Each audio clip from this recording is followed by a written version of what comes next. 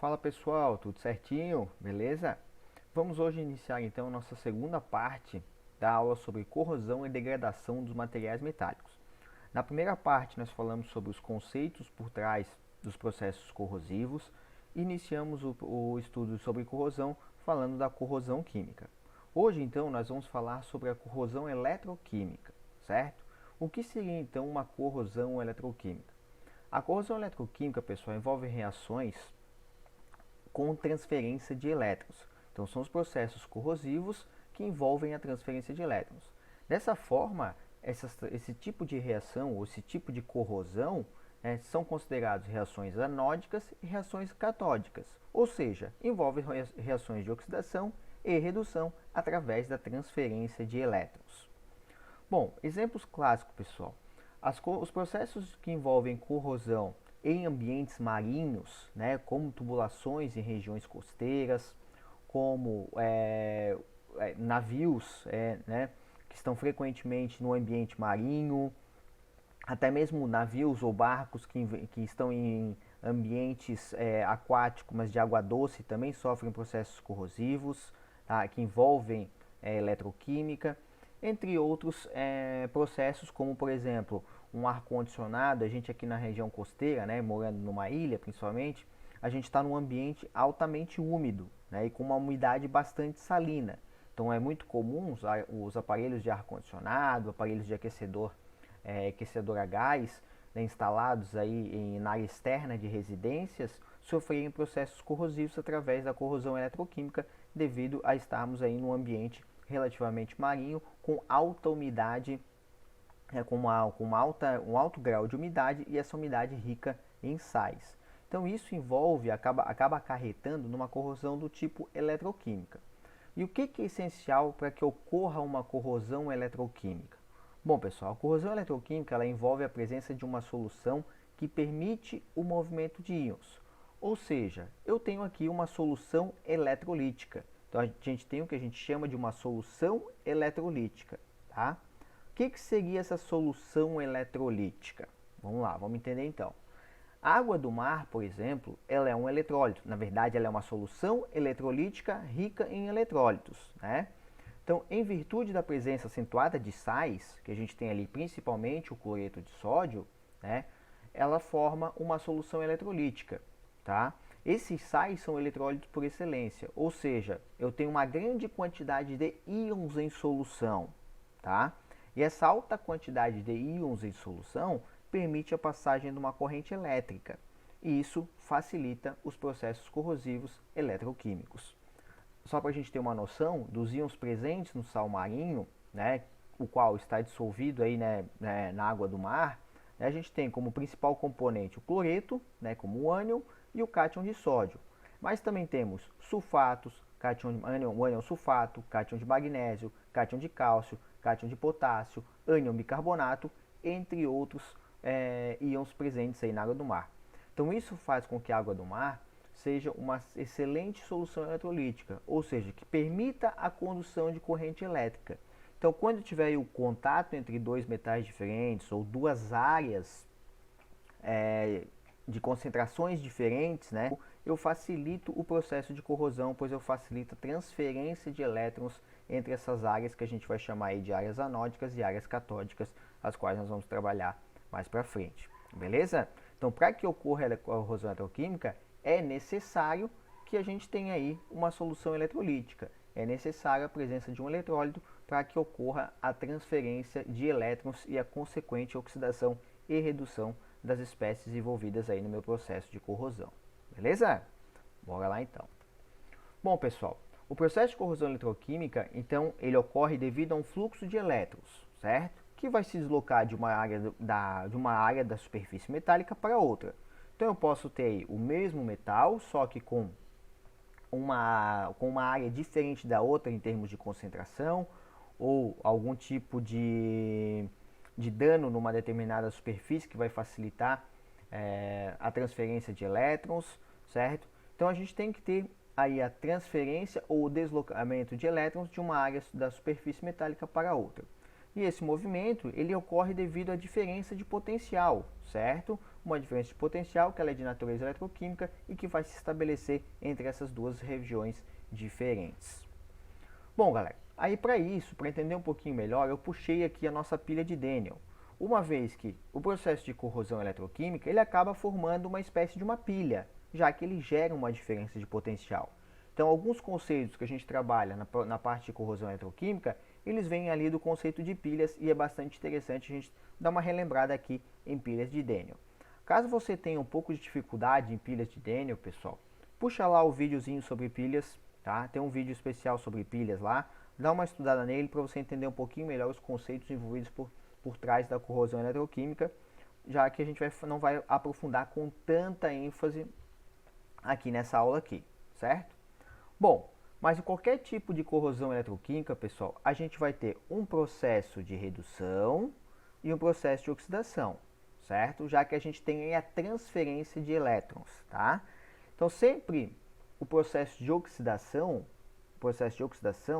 ele vai ocorrer no que a gente chama aí de polo negativo, né? No caso da pilha, a gente chama de polo negativo. Quando a gente está falando de uma corrosão eletroquímica, a gente acaba não falando em polos positivo e polo negativo, já que a gente não está visando aí gerar uma diferença de potencial, a gente não está visando gerar uma corrente elétrica, apesar de que isso de fato ocorre, né? Mas não é o objetivo, por exemplo, a gente não está aí buscando formular uma pilha, tá? Mas a gente sempre vai ter o processo de oxidação, que é da onde saem os elétrons, né? Então, a oxidação ocorre devido à perda de elétrons. Então, aqui a gente pode colocar que a gente tem a perda de elétrons, né? E o processo de redução é quando eu tenho o ganho de elétrons, certo? Então, oxidação, perda de elétrons, a redução, o ganho de elétrons, tá? Então, como é que ocorre essa oxidação e essa redução? Bom, eu sempre vou ter duas regiões de potenciais diferentes, certo? A região onde eu vou ter um maior potencial de redução, certo? Eu vou ter uma espécie com maior redução, ou uma região, uma área com maior potencial de redução, e uma região onde eu tenho menor potencial de redução. Essa região de menor potencial de redução é onde vai ocorrer a perda dos elétrons. Então, o fluxo de elétrons vai sair dessa região de menor potencial de redução, o qual vai sofrer oxidação, e vai para uma região de maior potencial de redução, é onde ocorre o ganho, onde a gente tem aí o ganho de elétrons, certo? Bom, esse polo aonde eu tenho o processo de oxidação, eu vou chamar de ânodo. Então, a oxidação ocorre na minha região anódica, né? E a minha oxidação, a perda de elétron, ocorre na minha região catódica, tá? Então, pegando como exemplo aqui cobre e zinco, né, que estão aí em contatos por um fio condutor e uma solução eletrolítica, ocorre aí um fluxo de elétrons que vai do zinco para o cobre, certo? Fluxo de elétrons que vai do zinco para o cobre. Ou seja, o cobre está sofrendo a redução, ganhando elétrons, e o zinco está sofrendo a oxidação, perdendo elétrons, certo? E por que que isso ocorre? De novo, lembrando, porque o cobre ele tem um maior potencial de redução, tá? Então, no caso do cobre, ele tem um potencial de redução, tá? O E significa potencial, essa bolinha padrão, condições padrões, né? 25 graus Celsius e 1 atm, e o RED, potencial de redução. Já o zinco, né, quando a gente fala do zinco, ele vai ter um menor potencial de redução. Se ele tem um menor potencial de redução, ele tem uma menor tendência a reduzir e, consequentemente, ele vai sofrer oxidação quando em contato com esse cobre, certo? Lembrando, pessoal, que esses potenciais de redução e de oxidação, eles indicam a tendência que um determinado elemento químico tem em relação ao outro de sofrer aquele determinado processo, né? De forma geral, a gente sempre trabalha com potenciais de redução, mas também existem os potenciais de oxidação, que são justamente o oposto do potencial de redução, certo? Bom, galera, lembrando que sempre quando eu tenho a formação de uma pilha, ou em qualquer processo de oxidação e redução, a quantidade de elétrons transferidas tem que ser igual, ou seja, se uma determinada espécie está ganhando 2 elétrons, a outra espécie está perdendo 2 elétrons, certo? Então aqui eu tenho uma reação de redução, cobre 2 ganhando 2 elétrons, formando cobre 0, e tem uma reação de oxidação do zinco, indo de 0 para zinco mais 2, liberando 2 elétrons. e que eu vou gerar aí uma equação global onde eu tenho um saldo de elétrons igual a zero, já que a mesma quantidade que uma espécie perdeu, a outra ganhou, certo? Não tem como uma espécie química perder 3 elétrons e a outra ganhar apenas 1, né? Tá faltando 2 elétrons aí a serem transferidos, tá? Então, em processo de oxidação e redução, sempre a quantidade total de elétrons que uma espécie perde, a outra recebe. Tranquilo? Beleza? Então, alguns conceitos aqui que envolvem a corrosão eletroquímica, envolvem o conceito de pilha. Então, eu peço para que você dê uma assistida na aula de pilhas lá, para focar bem em todos os conceitos por trás de pilhas, em balanceamento de reações de oxirredução, envolvendo transferência de elétrons e formação de pilhas. Então, é bastante interessante você dar uma assistida lá. Beleza? Tranquilo? Bora lá, então. Bom, galera, e para vocês entenderem um pouquinho melhor como ocorre esse processo de oxidação e redução entre os diferentes metais, falando mais especificamente da corrosão eletroquímica de metais, né, eu trago aqui a série galvânica dos metais, onde eu tenho uma tabela que me indica o potencial de redução de diferentes metais, né? Então a gente pode analisar aqui, pessoal, estou falando de potenciais de redução, ou seja, quanto maior esse potencial, maior é a tendência daquele determinado metal sofrer o processo de redução. E quanto menor esse valor, menor é a tendência de ele sofrer redução, consequentemente, maior é a tendência de ele sofrer o processo contrário, que seria a oxidação, certo? Então, processos anódicos, processos de oxidação, processos catódicos, processos de redução. Bom, galera, então assim, quando eu for comparar dois metais, eu posso analisar quem vai sofrer oxidação e quem vai sofrer redução pelos seus potenciais. Então, por exemplo, se eu coloco o ferro, né, em contato com o alumínio, né, até a gente usou esse exemplo na aula passada. Quem sofrerá a oxidação, quem sofrerá a redução, né? Bom, quem tem o maior potencial de redução, já que eu estou falando aqui de potenciais de redução? O ferro tem o maior potencial de redução, tá? Ele tem um potencial de redução maior. O alumínio tem um menor potencial de redução, certo? Consequentemente, o alumínio vai sofrer o processo contrário, que seria a oxidação, certo? E o ferro vai sofrer a redução. Então, se eu tenho em contato ferro e alumínio através de uma solução eletrolítica, quem vai funcionar como um ânodo ou sofrer oxidação vai ser o alumínio. Quem vai funcionar como um cátodo ou sofrer a oxidação será o átomo de ferro. Beleza? Então, a gente consegue aí ter uma ideia de pares, né, pares formadores de uma pilha ou de um processo de corrosão eletroquímico através de seus potenciais de redução. E é dessa forma também que a gente consegue separar ou determinar aí, ou escolher determinados materiais para que funcionem como uma proteção, né, uma proteção catódica para um outro determinado metal que vai constituir aí uma estrutura metálica de interesse para mim. Certo? Tranquilinho? Bora lá então. Bom, galera, e quais são os tipos de corrosão eletroquímica que a gente tem aí? Tá? A gente tem basicamente 4 tipos de corrosão eletroquímica, tá? Todos formadores aí de pilhas ou células eletroquímicas. Então, a pilha de corrosão formada por materiais de natureza química diferente, pilha de corrosão formada pelo mesmo material, mas de eletrólitos de concentração diferentes, pilha de corrosão formada pelo mesmo material e mesmo eletrólito, porém com teores de gases dissolvidos diferentes, e pilha de corrosão de temperaturas diferentes. Então, nós vamos falar um pouquinho, especificamente um pouquinho de cada uma aí, certo? Bora lá. Bom, pessoal, começando pela pilha de corrosão formada por materiais de natureza química diferente, chamada corrosão galvânica, e vamos dizer assim, a mais comum que a gente tem aí, que a formação é o mesmo conceito das pilhas de Daniell. Bom, galera, quando a gente tem dois materiais diferentes, né, dois materiais de natureza diferentes, em contato através de uma solução eletrolítica, um vai funcionar como um cátodo, o outro vai funcionar como ânodo, e eu vou ter ali uma diferença de potencial, certo? E, lógico, na presença de um eletrólito, que vai permitir aí a condução de corrente elétrica, né? E vai fazer com que eu tenha a formação de uma pilha, tá? Um exemplo clássico é se eu tiver aí uma peça de cobre e outra de ferro em contato numa água salgada, por exemplo, certo? Quem vai funcionar como cátodo, quem vai funcionar como ânodo? Neste caso, pessoal, nós temos que analisar a série de potenciais. Então, a gente pode até voltar aqui, ó. Falando agora especificamente do ferro e do cobre, nós temos aqui, ó, o ferro potencial de redução de menos 0,444 volts. E temos agora o cobre, tá? O cobre aqui com potencial de mais 0,345 volts.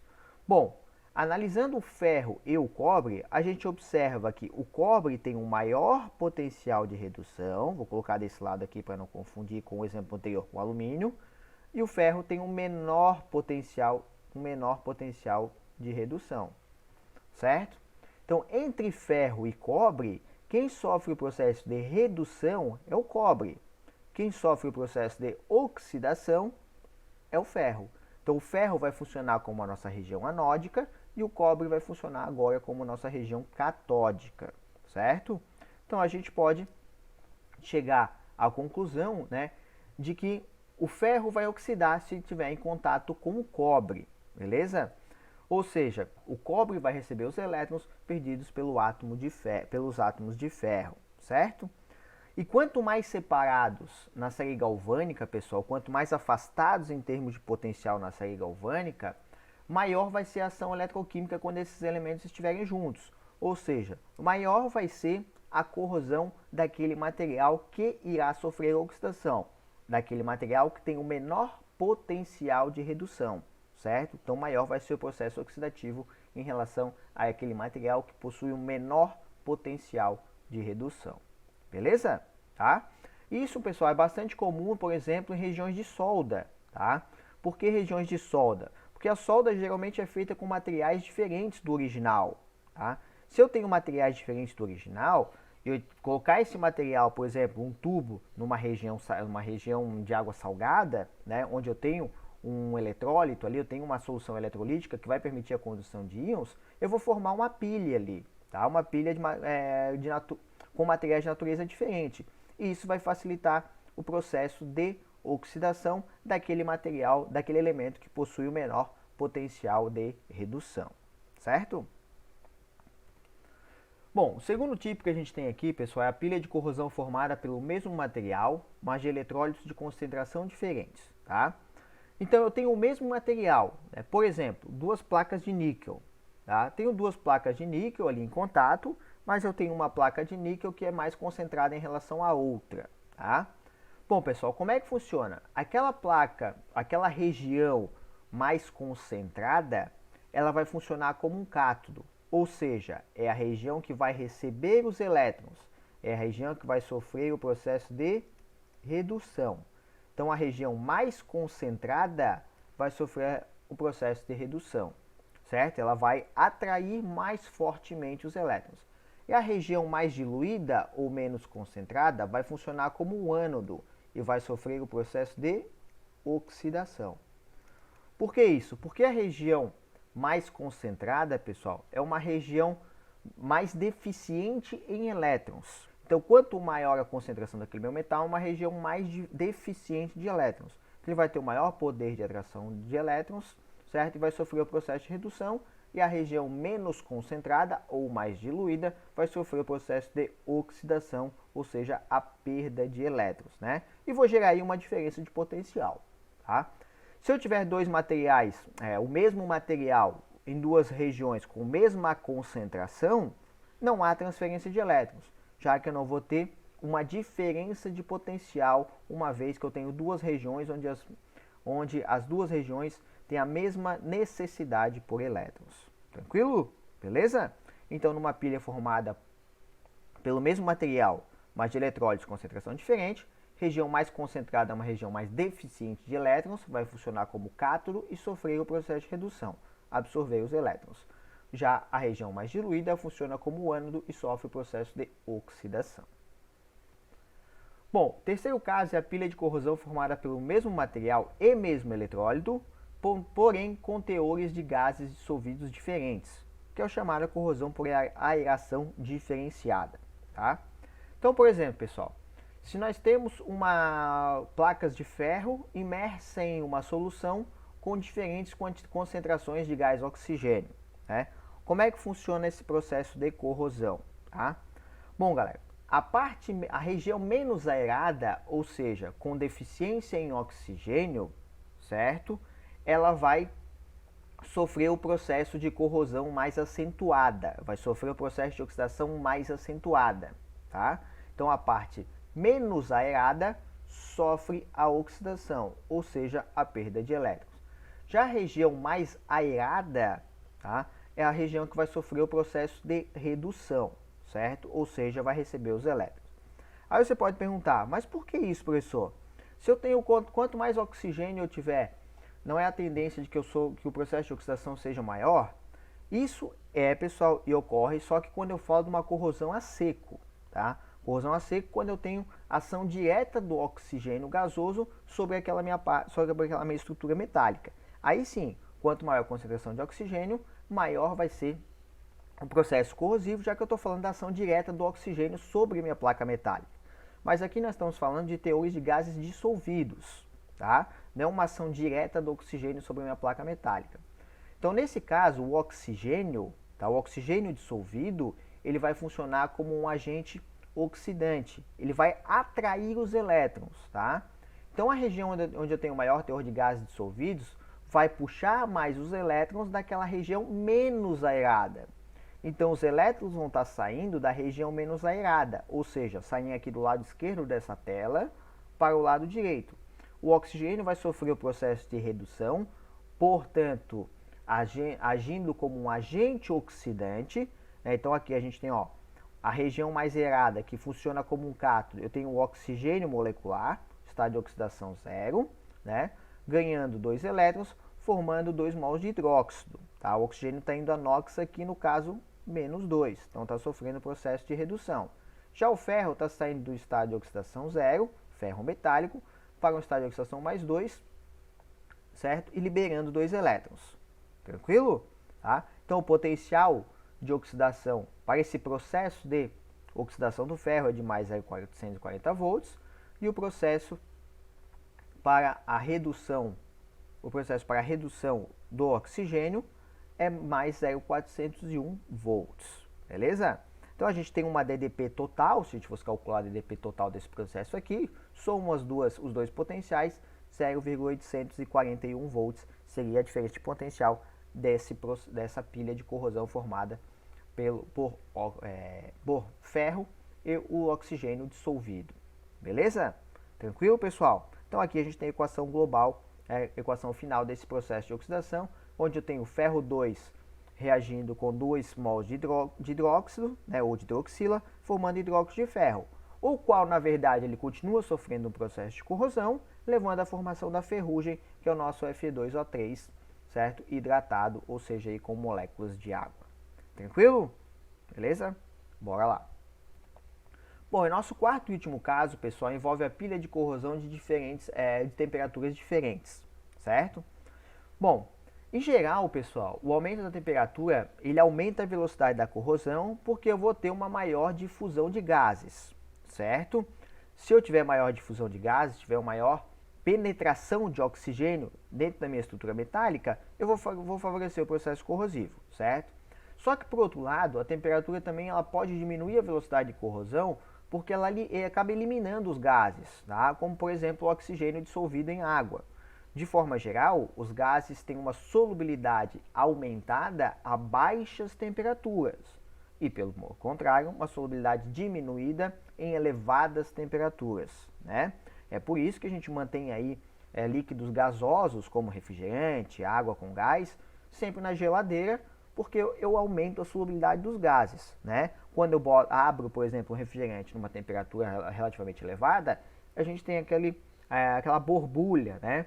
Eu tenho muito gás saindo porque eu estou diminuindo a solubilidade desses gases, certo? Então, o que a gente pode analisar é que esse comportamento vai variar para diferentes substâncias.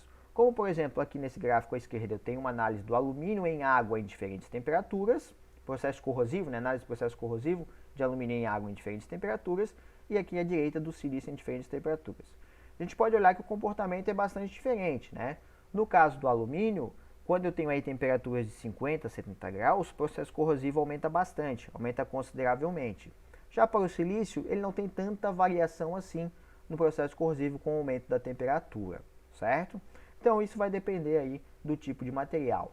Mas de forma geral, como mencionado anteriormente, o processo corrosivo ele é facilitado, ou seja, ele é aumentado com o aumento da temperatura devido ao aumento da difusão desses gases. Tranquilo? Bora lá então. Bom, pessoal, também é interessante a gente falar um pouquinho aqui sobre os efeitos da microestrutura de uma determinada peça metálica. Tá? Por exemplo, quando eu tenho diferenças de fases nesse material, eu vou levar à formação de uma diferença de potencial, né? Ou diferentes forças eletromotrizes. Força eletromotriz é o sinônimo de diferença de potencial, tá, pessoal?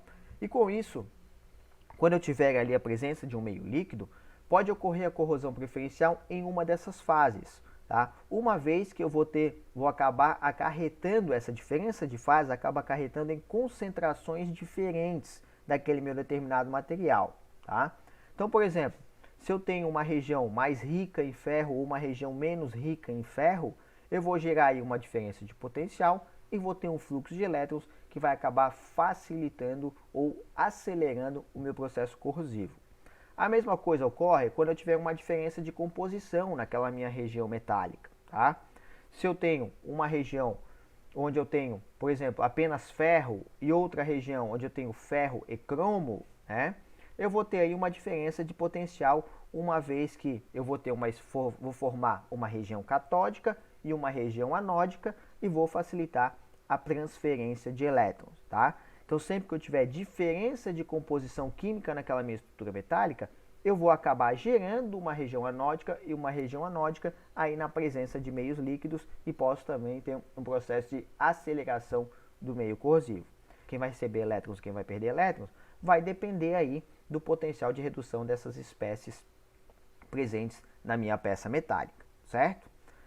A presença de tensões também levam a diferentes forças eletromotrizes ou diferenças de potencial. E com isso também vão facilitar aí o processo corrosivo quando essas peças estiverem em meios líquidos ou meios eletrolíticos, certo? Por isso que a gente pode observar que na maioria dos casos, quando eu tenho peças curvilíneas, né, ou peças com algum tipo de tensão, a gente observa que a corrosão ela sempre inicia naquela parte tensionada. Tá? Aquela parte tensionada tende a ter um processo de corrosão mais acelerado. Tá?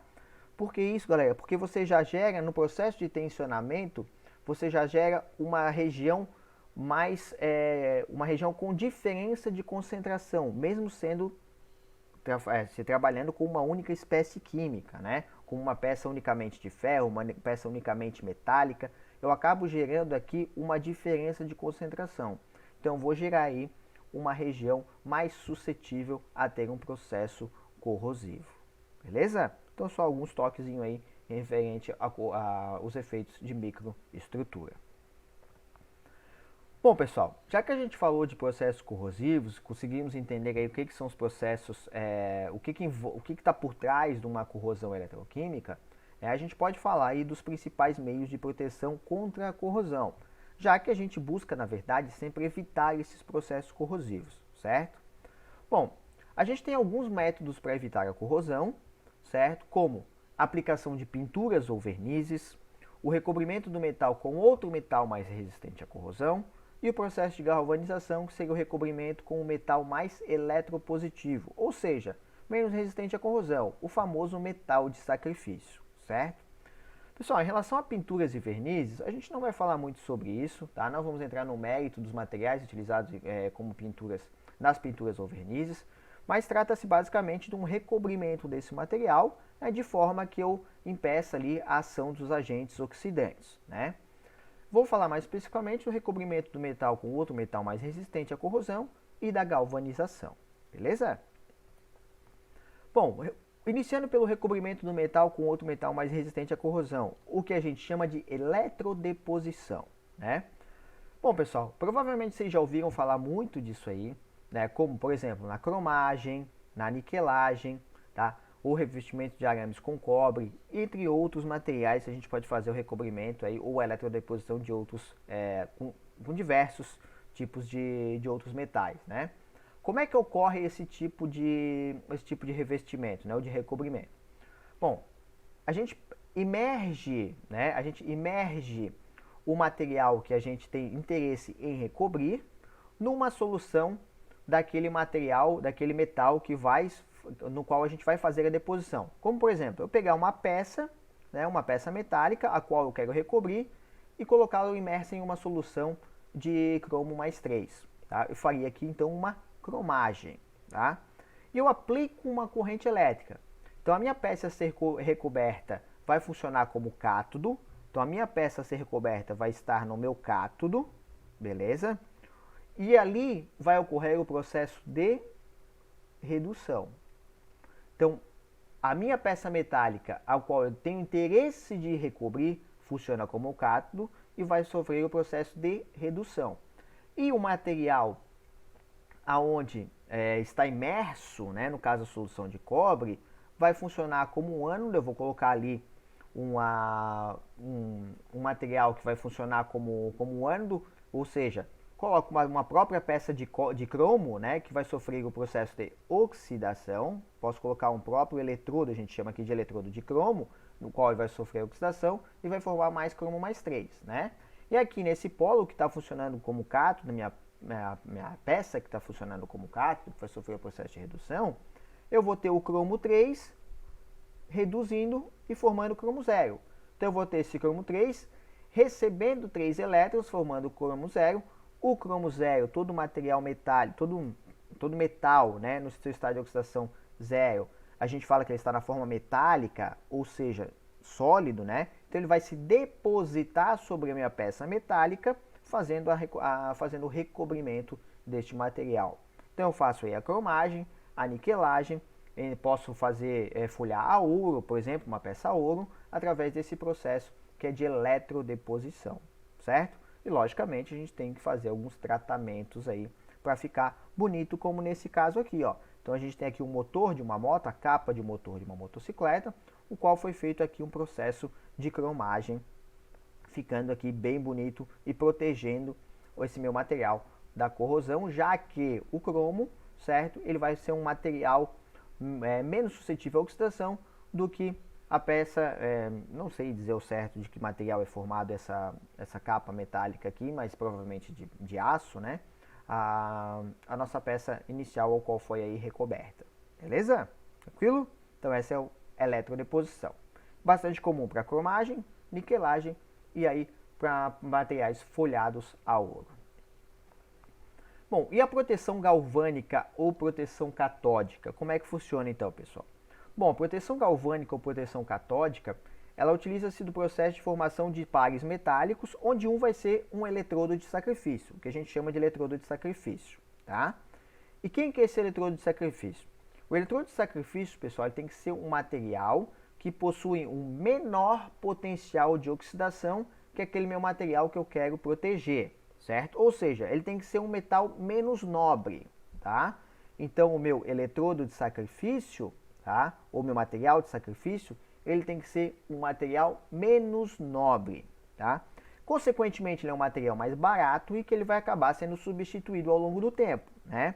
Por exemplo, o magnésio, que é utilizado como metal de sacrifício nos cascos de navio. Então, nos cascos de navio é como soldar placas metálicas de magnésio no casco desse navio, o qual o magnésio é um material menos nobre. Se a gente olhar a tabela de potenciais, ó, o magnésio tem um potencial de redução de menos 2,340 volts. Se a gente considerar que o casco do navio é composto aí de aço, e o principal componente do aço é o ferro, né? A gente teria aqui, ó, o ferro com um potencial de menos 0,440 volts, potencial de redução. Comparando os dois potenciais de redução, o ferro tem um maior potencial de redução. Consequentemente, o ferro vai reduzir e o magnésio vai oxidar. Então, o magnésio sofre o processo de oxidação. Então, ele oxida ao invés de oxidar o ferro. Então, ele acaba protegendo o nosso cátodo, que é o ferro que acaba funcionando como cátodo. Então, o magnésio funciona como uma região anódica e o ferro funciona como uma região catódica, certo?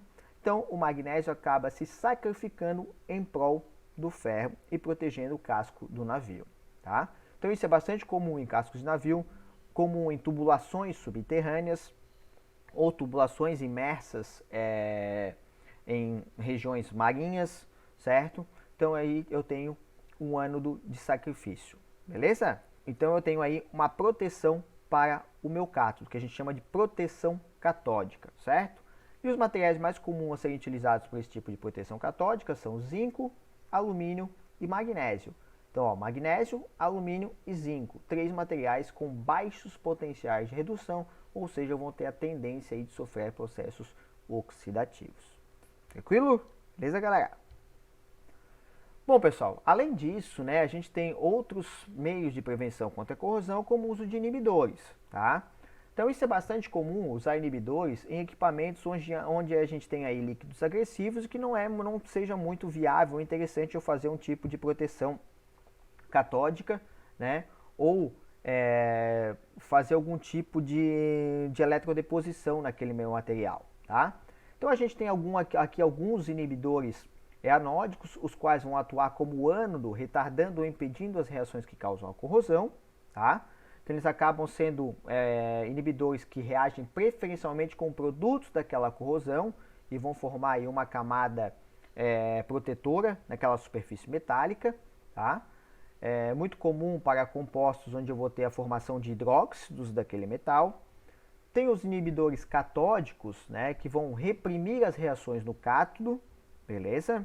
Então eles impedem mais especificamente a difusão de oxigênio e a condução de elétrons. Tá? Também muito comum para compostos onde eu formo hidróxido, como hidróxido de níquel, hidróxido de magnésio, hidróxido de zinco. Tá? São hidróxidos insolúveis naquele meu meio, né, naquela minha solução e, consequentemente, vão formar uma camada protetora e vão impedir a difusão de oxigênio. E os inibidores de adsorção, que funcionam como formadores de películas protetoras nas regiões catódicas e anódicas, né, não permitindo aí a transferência de elétrons. Beleza? Então a gente tem vários inibidores, a gente poderia ficar aqui um bom tempo falando somente sobre inibidores, mas não é o nosso objetivo aqui nesta aula aqui. Tranquilo? Certo, galera? Tranquilo? Deu para pegar essa ideia aí sobre processos corrosivos? Então o objetivo aqui dessas duas aulas foi trazer aqui para vocês pelo menos um básico, um apanhado geral dos processos corrosivos aqui, de algumas características que envolvem esses processos corrosivos, tá? E como eu mencionei, pessoal, não custa lembrar, para você entender melhor esse processo corrosivo, principalmente falando especificamente de corrosão eletroquímica, é bastante importante você ter os conceitos de pilhas bastante fresco aí na cabeça, então assista a aula de pilha lá também, antes dessa nossa aula aqui. Tranquilo? Valeu, galera. Um abraço, até a próxima.